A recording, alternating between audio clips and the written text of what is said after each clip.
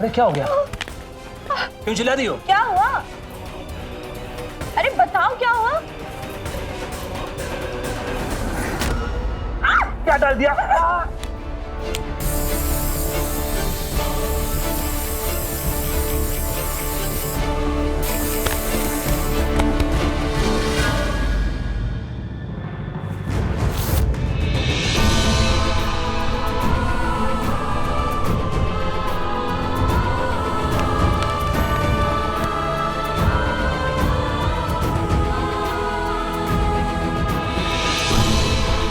घबराना मत, हम आ गए ना, आपको कुछ नहीं होने देंगे।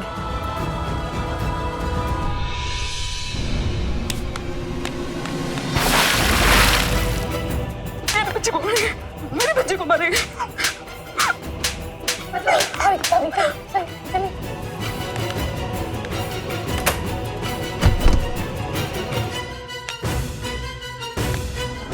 सीधे बेटा, आज मारे को थारे ऊपर बहुत गर्व हो रहा से।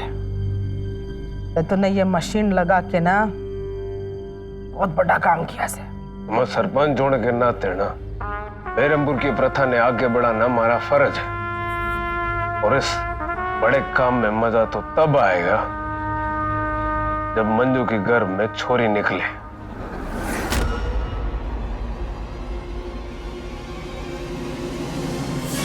भाई मंजू ने अंदर गए बहुत देर ना हुई, मैडम रिंकू ने अभी तक बताया ना कि छोरा है कि छोरी। रिंकू मैडम जी, ओ रिंकू मैडम, जल्दी करो भाई, पहुंचता ही लुगाया बाकी से अभी।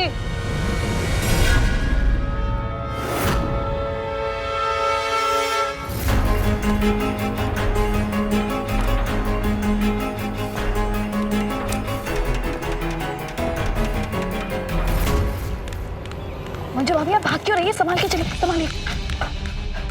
मंजू भाभी आप ठीक तो हो ना? मंजू भाभी ठीक है, हमने मशीन का शॉर्ट सर्किट कर दिया है और मंजू भाभी बच गई और बाकी औरतें भी। और सुनिए ना, बाकी की बातें घर पे चल के करेंगे। हाँ चलो आप लोग चलो। ध्यान से।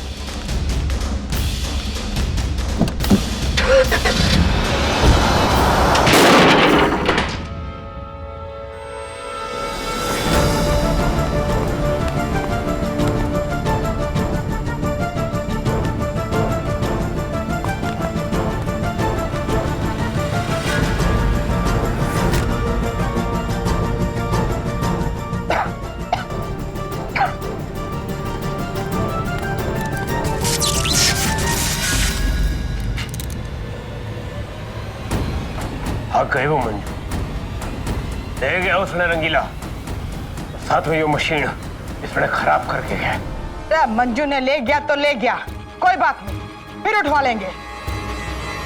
और ये जांच करने वाली मशीन खराब हो गई है, अब क्या करेंगे? मशीन न ठीक कराने के लिए अभी इंजीनियर ने बुलाऊंगा, और ये जांच ना ये बंद ना होगी, जारी रहेगी।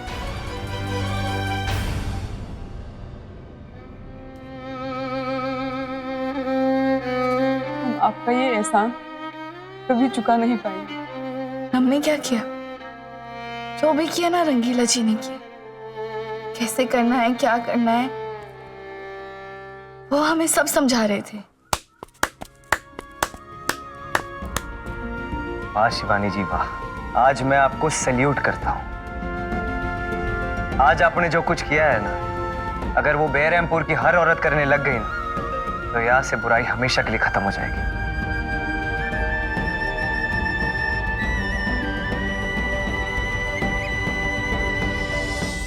यारे, इससे पहले कि वो लोग यहाँ आ जाए, हम मंजू को लेके यहाँ से निकल जाते हैं। ना वाला, आज निकलना आत्मघाती होगा। वीर वैसे ही गुस्से में है, वो जानता है कि हम मंजू भाभी को लेके आज ही निकलेंगे, इसलिए उसने हाईवे पर नाकाबंदी की होगी। हम मंजू भाभी को लेके कल निकलेंगे और मैं भी चलूंगा तुम दोनों के साथ दिल्ली तक। ऐसी सुरक्षा व्यवस्था करूंगा परिंदा भी पर ना मार पाएगा। ठीक है प्यारे, हम लोग आज रुक जाते हैं। मंजू चलो अब अंदर चल के आराम कर लो।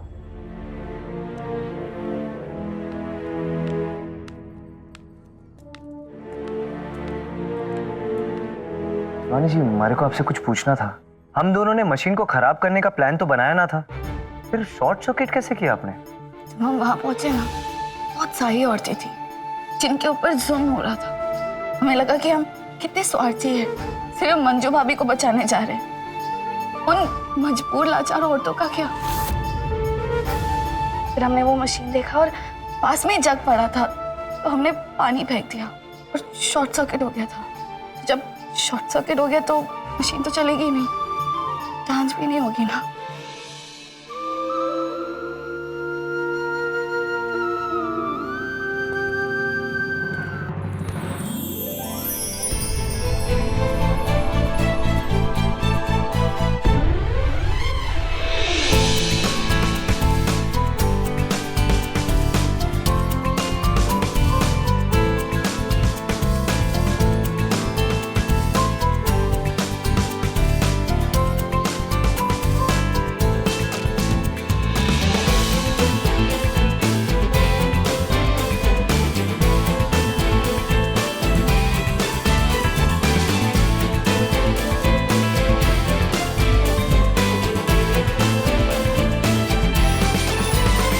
आज हमारे को आपके ऊपर बहुत गर्व हो रहा है।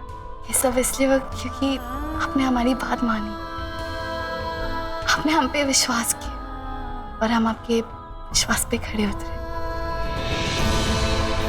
फिर रंगीला जी, जब आपका अगला मिशन होगा ना, तो हम भी आपके साथ आएंगे। हम वादा करते हैं, हम आपको मायूस नहीं होने देंगे।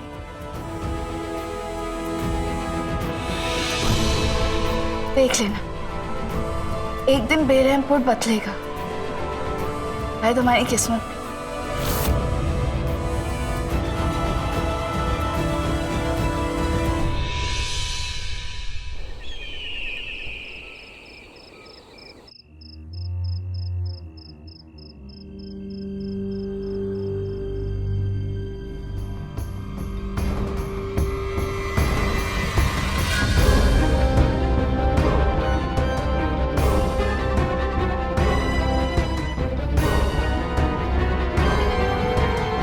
आखिरी बार पूछ रही हूँ, थारे साथ में वो घूंघट वाली कौन थी? मर जाऊंगी लेकिन ना बताऊंगी।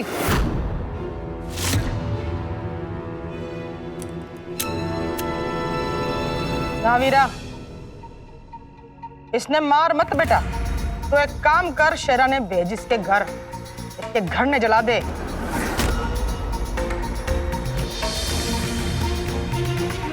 इसके परिवार ने सड़क पे लाके भीख मंगवा, ये खुद ब खुद बोलेगी। ठीक है अम्मा, जो काम है ना अभी जाके पूरा करवाता।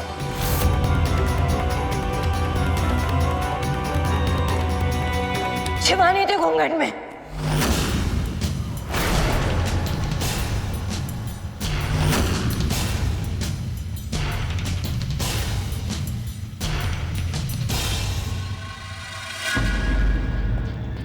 चलो।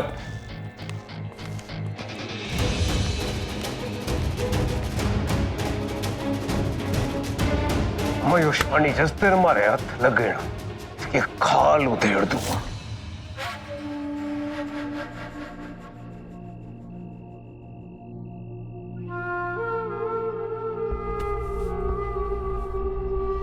क्या बात है अम्मा? डर काहे गई है? रंगीला को ना मारने की जिद छोड़ दे बेटा। ये रंगीला कुछ ना करते हुए भी हमारी जड़ें खोदने का खतरनाक खेल खिला रहा है। ऐसा क्या किया उसने?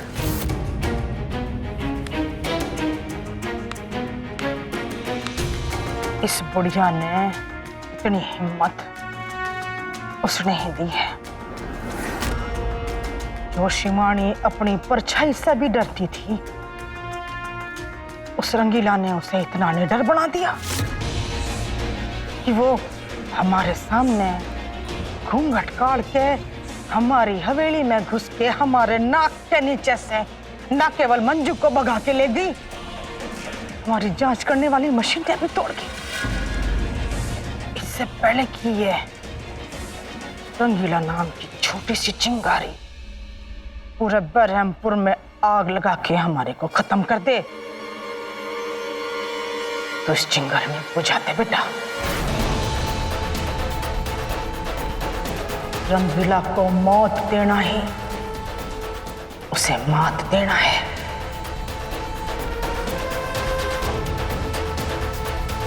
ना मां, मैं रंगीला ने मौत से बदतर जिंदगी दूंगा।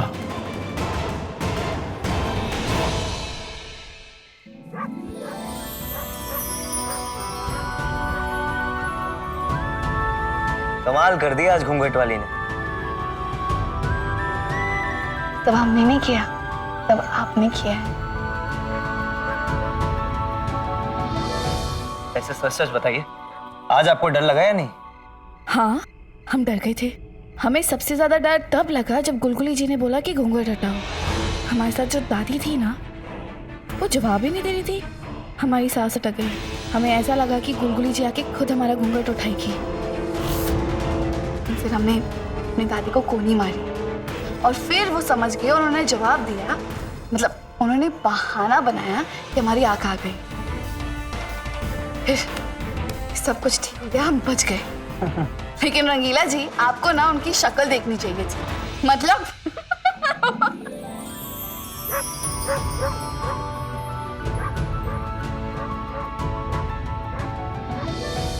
बहुत बड़ा काम किया आपने शिवानी जी।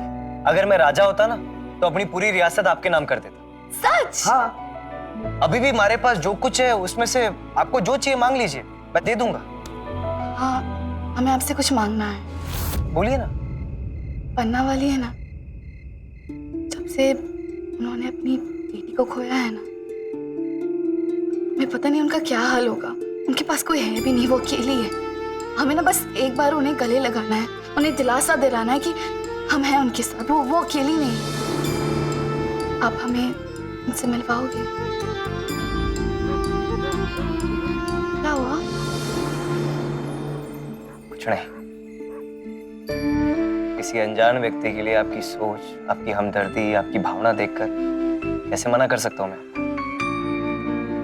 कल सुबह तैयार है ना, ले चलूंगा मैं आपको पन्ना वाली के पास।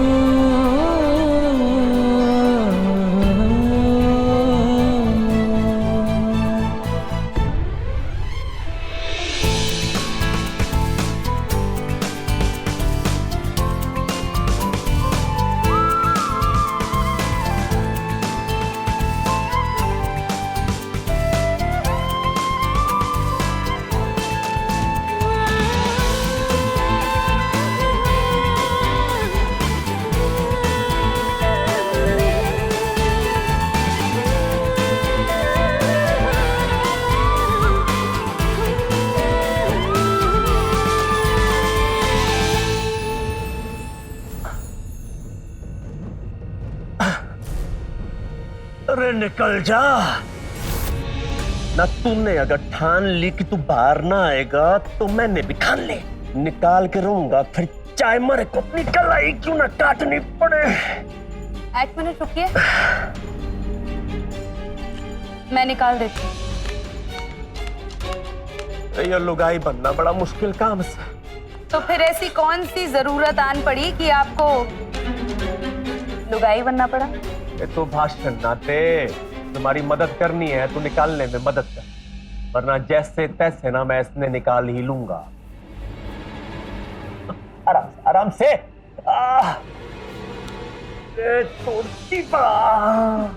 घड़ा दर्द हो रहा। दर्द तो मुझे भी हुआ था आपके बचपन की कहानी सुनकर। कोई भी माँ बाप अपने बच्चे के साथ ऐसा कैसे कर सकता है?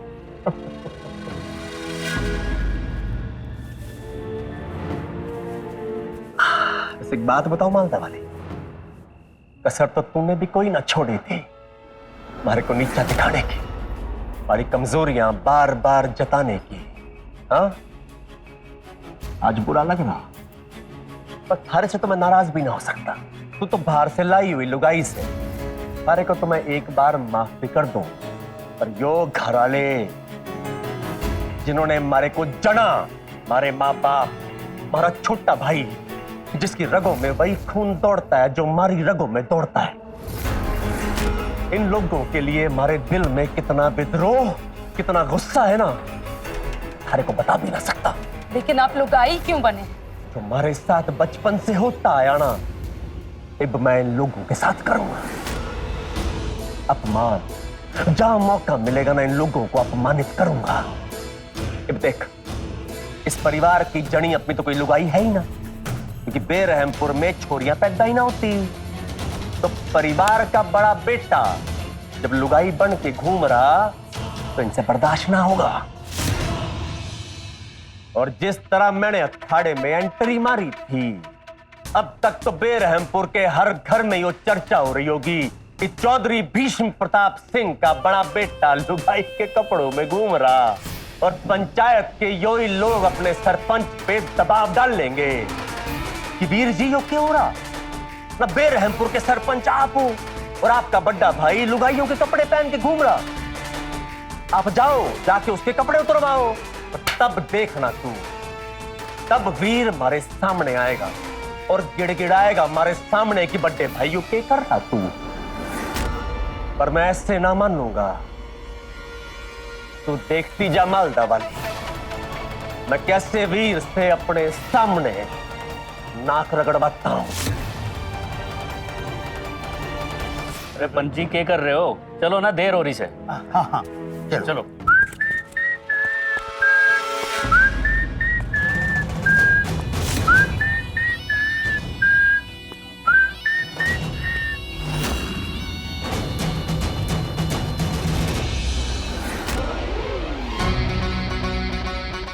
रंगीला, तुम क्या करने आए हो यहाँ? अरे डरोना, आज मैंने कमर पे बम बम ना फिट किए। बैठ जाओ, बैठो।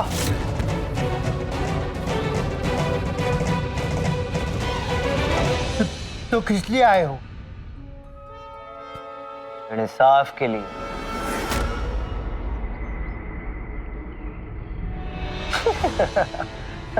चौंकने की जरूरत ना है, मारे को अच्छी तरह पता है कि तुम लोग मारे को इंसाफ दे ना सकते।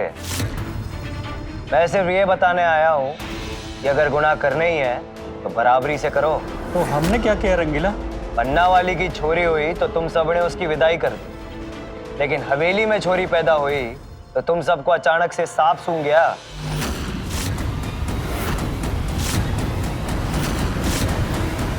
ना ना ना, हवेली में कोई छोरी ना हुई से। क्यों? अरे सरपंच वीर का बड़ा भाई जागीर ओरे से छोरी ना बन गया? शर्म ना आती उस वीर को जिसने प्रथा के नाम पर एक मासूम छोरी को विदा कर दिया, और उसका खुद का बड़ा भाई जागीर लुगाइयों के कपड़े पहनकर उसके सीने पे बैठकर नाच रहा है और वो कुछ ना कर रहा। सरपंच का बड़ा भाई जागीर हवेली में लुगाइयों के कपड़े पहन के घूमे या बिना कपड़ों के घूमे, इससे मारे को कोई फर्क ना पड़ता। लेकिन जब से बेरहमपुर में एक मासूम बच्ची की मौत हुई है ना, हमारा दिमाग घूम गया है। बहुत बड़ा फर्क पड़ा है मारे को। एक बात हमारी ध्यान से सुनना और हमेशा याद रखना, नाश तो रावण का भी हुआ था और एक दिन तुम्हारे सरपंच का भी होगा। वैसे भी उसकी ताकत 40 गांव के लोग हैं ना, जो बरसों से चली आई प्रथाओं के अंधभक्त हैं, जिन्हें सही गलत के कोई मायने समझ में ना आते। एक दिन उनकी आंखें मैं खोलूंगा, उन्हें सही और गलत का पाठ मैं पढ़ाऊंगा और उन्हें अपनी ताकत बनाऊंगा। देख लेना, वही लोग तुम लोगों की विदाई करेंगे अपने हाथों। सबसे आगे थारा वीर होगा और उसके पीछे पीछे तुम पंच। उस दिन बेरहमपुर में सबसे बड़े जश्न का दिन होगा। उस दिन मैं उस मासूम छोरी की विदाई का बदला तुम सबकी विदाई करा कर लूंगा।